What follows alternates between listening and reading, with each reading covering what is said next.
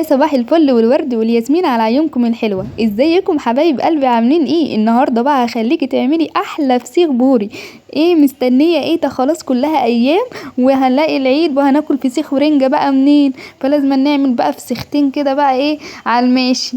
زي ما انتم شايفين كده هنعمل احلى فسيخ بوري. عايزه اقولك انا هحطه في حاجه مسافه اسبوع هتاكلي منه وهتاكلي صوابعك وراه وهيبقى زي الزبده كده بالظبط.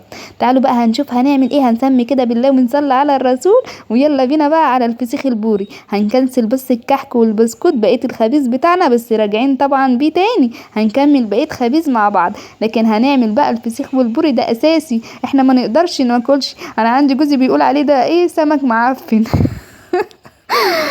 لكن احنا طبعا بنحبه، شعب مصر كله طبعا بيحب الفسيخ البوري. تعالوا بقى نشوف هنعمل ايه. هنسمي كده بالله ونصلي على الرسول. ولو عجبكم فكرتنا ما تنسوناش في لايك وشير وكومنت حلو منكم. طبعا انا جايباهم وايه، وجوزي طبعا ما يعرفش، لو عرف بقى ايه هيرميني من البلكونه. تعالوا بقى ايه نشوف هنعمل ايه في الفسيخ البوري. عايزه اقولك هتاكلي صوابعك وراه زي ما انا ما بقولك بالظبط. ايلين طلعتني وانتوا عارفين ده كالعاده بتاعها، كل يوم لازم تطلع لي على المطبخ. على المطبخ. يلا بينا بقى هنعمل ايه دلوقتي. اول حاجه طبعا بنغسل الفسيخ البوري كويس جدا جدا جدا، وبعد كده بنبدا ان احنا ننشفه. وقبل ما ننشفه بنحطه على مصفى كده ونوقفه عشان ينزل منه اي ميه. بعد كده بتبداي ان انت تنشفيه كويس جدا جدا جدا ما يبقاش فيه ميه خالص. بعد كده بنحط كده مناديل من عندنا خشيشه عشان خاطر لو في اي ميه تطلع خالص. هنا بقى لو السمكيه عندك بقى جايباها ناشفه كده شويه هتبداي ان انت تلينيها كده زي ما انتم شايفين كده بالظبط. ليه بقى؟ عشان يبقى عامل زي الزبده كده بالظبط، ما يبقاش كده الايه اللحمه تبقى محجره كده وما تبقاش حلوه. لا، انت عايزه تاكلي سمك بوري لازم السمك البوري يبقى كده ايه، ناعم كده وطري كده من جوه. اول حاجه لازم ان انت تلينيها. لو هي بقى السمكيه ناشفه كده وجايباها ناشفه لازم ان انت تلينيها كده بايدك كويس جدا عشان لما تيجي تفتحيها وتاكليها تبقى عامله زي الزبده بالظبط. طبعا هنبدا ان احنا بقى ايه هنشيل بقى كده المناديل زي ما انتم ما شايفين. طبعا ايه خد كل بقى ايه سوائل الميه اللي نازله منه.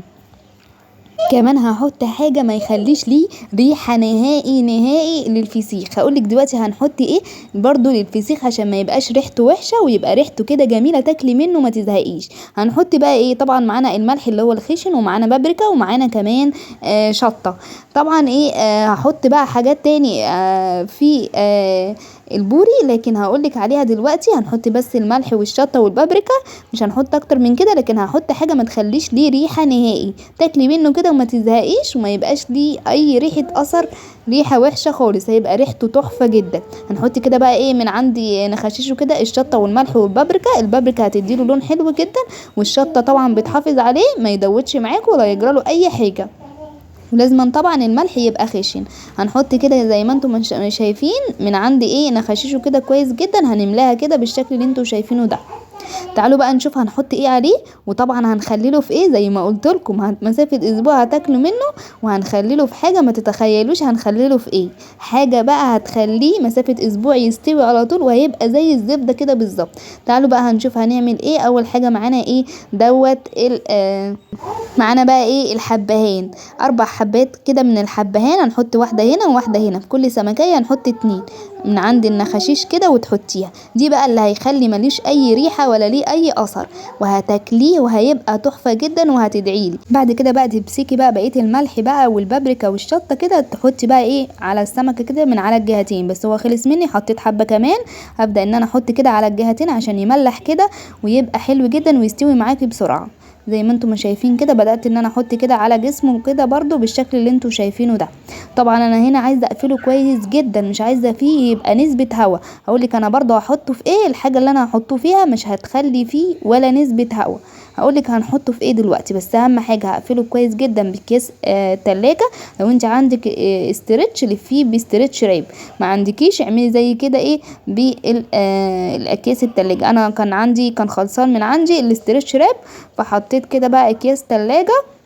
وهبدأ ان انا اقفلهم كويس جدا. هلفه كده في كذا كيس من الاكياس بتاعه التلاجة زي ما انتم شايفين كده. احنا طبعا مش هنغلب عشان طبعا بنحب الفسيخ البوري او اي فسيخ فلازم نتصرف. الجيش بيقولك اتصرفي بقى. وزي ما انتم شايفين كده ايلين بقى ايه كانت عماله تقول لي وريني يا ماما انا عايزه السمكه يا ماما، وانا عماله اقول لها يا بنت دي نيه لسه نيه، عايزه بقى تشوفها.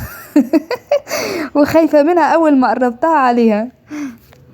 طيب هنا بقى هنعمل ايه؟ هنلفه بقى كويس جدا جدا جدا، مش عايزه فيه اي نسبه هوا، يعني تقفلي كويس جدا الكيس كويس جدا، تبرمي كويس جدا زي ما بيقولوا كده زمان ايه، اكموريه. انا معرفش انا سمعت الكلمه ديت يعني من حد كده معرفش، يعني بيقولك اكموريه يعني ايه، لفيه كويس جدا ما تدخليش فيه اي نسبه هوا، يعني عشان ما يبقاش فيه اي نسبه هوا، يعني لفيه كده بكذا اكياس تلاجة او كذا لفه من ايه، من الاسترتش راب.